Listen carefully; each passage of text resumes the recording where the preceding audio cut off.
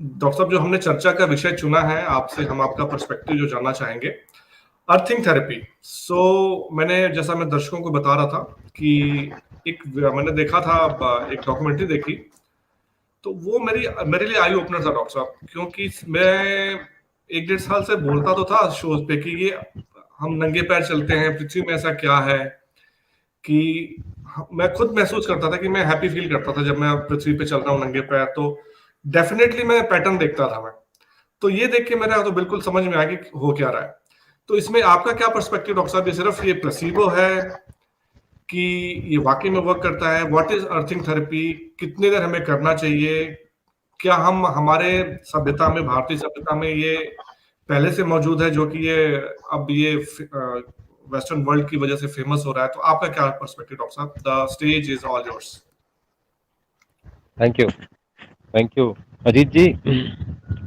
हम शुरू करेंगे वेदों से।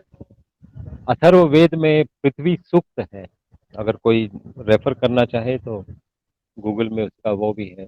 पृथ्वी सूक्त में माता भूमि पुत्रो अहम पृथ्विया, भूमि मेरी माता है और मैं उसका पुत्र। आपको याद होगा कि हम लोग जब हम लोग शुरू जैसे ही बचपन में हमें बताया जाता था कि उठते ही सबसे पहले भूमि को प्रणाम करना चाहिए, उसके बाद उस पर पांव रखना चाहिए। बॉडी का हर अंग पृथ्वी के से टच में रहे तो आप माँ से टच में हैं।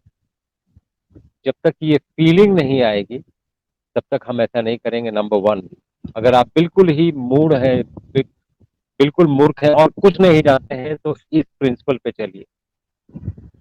दूसरा, जब आपने झुक के प्रणाम किया, आप देखिए आपने स्पाइन को बेंड किया।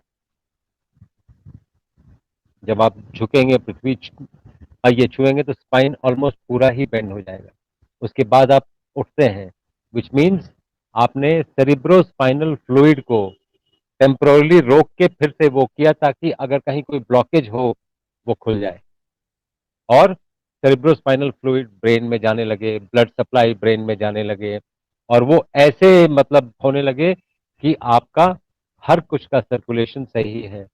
दूसरा ये है कि ये जो जितने भी इन्फ्लेमेशन हैं, जो chronic inflammation basis of all diseases हैं, acute acute inflammation is the basis of an acute disease. Chronic inflammation is the basis of all diseases, from autoimmune disease to cancer, you name it and it's there. तो chronic inflammation manifest कैसे करता है body में और कैसे इसका ये होता है? This is an electrical body with electrical signals.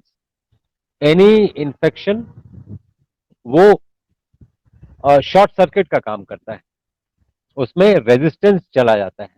जब भी शॉर्ट सर्किट हो तो इलेक्ट्रिशियन क्या करता है? वहां पर जाके अर्थ कर देता है। आप अपने आप को अर्थ क्यों नहीं करते? अपने पांव जमीन पे क्यों नहीं रखते? मैं इतने सालों से, हमारे ख्याल से जो जो हमारा फर्स्ट या सेकंड एपिसोड होगा उसमें भी मैंने ये बोला था, जिनके पांव जमीन पे नहीं है वो बहुत दिनों तक जमीन पे रहेंगे नहीं। लिटरली एंड फिगरेटिवली ये बड़ा जरूरी है। हमें ये बात जितना जल्दी हम समझें उतना सबके लिए अच्छा है। इसलिए इस पे हम थेरेपीज निकाल दें, इस पे हम जो कर दें वो तो बाद की बात। बेसिक बात, मूल बात यह है कि पांव धरती पे रखना जरूरी है ताकि इलेक्ट्रिकल सिग्नल्स अगर हे वायर कहीं जा रहे हैं, यही इलेक्ट्रिकल सिग्नल्स अगर ब्रेन में चले गए तो एपिलेप्सी पैदा करते हैं, हार्ट में चले गए तो एट्रियल फिब्रिलेशन पैदा करते हैं, दूसरे ऑर्गन्स में चले गए तो वाइब्रेशन डैमेज करते हैं, ये सेल्स में चले गए तो सेल्स फ्लटर में चले जाते हैं और लूज मोशन आता है, कई चीजें। All these are electrical disturbances. तो इस इलेक्ट्रिकल डिस्टर्बेंस को आप सबसे पहले अर्थ कैसे करोगे? पांव जमीन पे रखिए।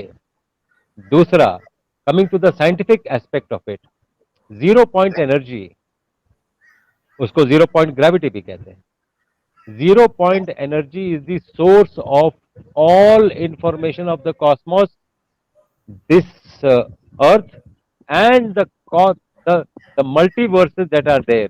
It is the source of all energy. 0 point energy gets activated when your bare skin is touching the earth. इसीलिए जब सुनामी आया था तो जानवर नहीं मरे, वो अपना वो तोड़वा तोड़वा के पहाड़ पे भाग गए थे क्योंकि उनके पांव जमीन पे हैं. 0 point energy told them that tsunami आने वाला है. आप जूता पहने हुए थे, आपको पता नहीं चला. आप इंसान जो है मर गया, जानवर बच गए. जानवर तो मैं तो सेंट जेवियर स्कूल में जाते हुए देखा नहीं हूं जानवरों को, उनको कैसे पता चल गया? हमें तो इतना कुछ पता है जैसा हम क्लेम करते हैं. इसीलिए कई बार लगता है कि हम पढ़ लिख के बेवकूफ होते जा रहे हैं. हमें बेसिक्स हम भूलते जा रहे हैं. इस पढ़ने लिखने के साथ साथ अगर हम बेसिक्स का भी ख्याल रखें तो हमारे ख्याल से उस सोने में सुहागा होगा. जो डेवलपमेंटल वर्क हम कर रहे हैं, जो साइंटिफिक वर्क हम जान रहे हैं, वो तो एडेड एडवांटेज है ही है. पांव जमीन पे रखिए जी. जी डॉक्टर साहब, ब्यूटीफुल. सो